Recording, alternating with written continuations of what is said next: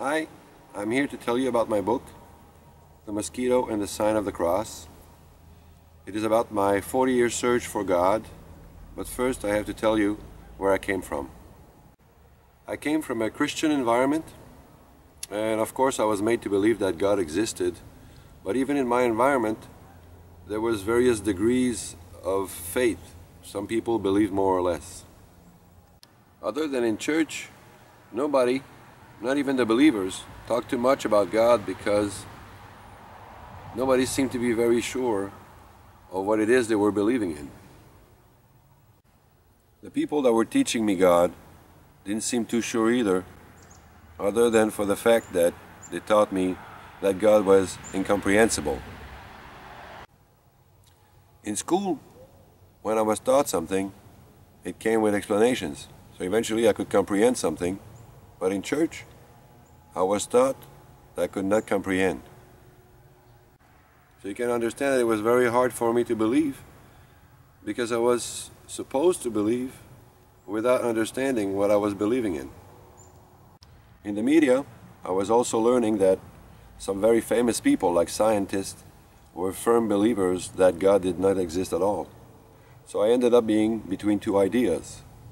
I was between believers and non-believers, between faith and science, but neither one was very convincing. Religion was teaching me an incomprehensible God that it could not explain. Science was teaching me that God did not exist, but science was all built on four unexplained forces. There was no explanations anywhere. It was like if they were both just trying to pull my faith in their direction without any guarantee that what they were teaching me was the truth.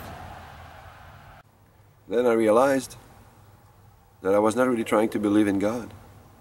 I was just trying to believe in what some man wanted me to believe in. If God existed, He would exist without the influence of man. Man did not create God. God created man. So I went on my own quest for God. No longer would I let myself imagine God and assume that the God of my imagination had all the attributes, omnipresence, omnipotence, omniscience, that He was full of love, all-powerful and invisible. Instead, I looked for all those attributes in reality, and based on what I would find, I would determine what God was.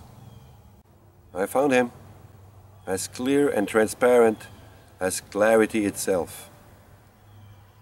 It was very disappointing at first, because the God I found was much simpler than anything I could expect. But you know, a creator is not measured by how spectacular he is. He's measured by how spectacular his creation is. They were right. It is incomprehensible that an entity that would be so simple could create something so extraordinary. I just happen to be a Christian, but this book is not about Christianity at all. You know, our religions are often used as tools of propaganda, serving humans instead of serving their real purpose. The Mosquito and the Sign of the Cross is not about propaganda. I will leave that to religions. It is about God. Read it, and you'll meet God as you already knew Him.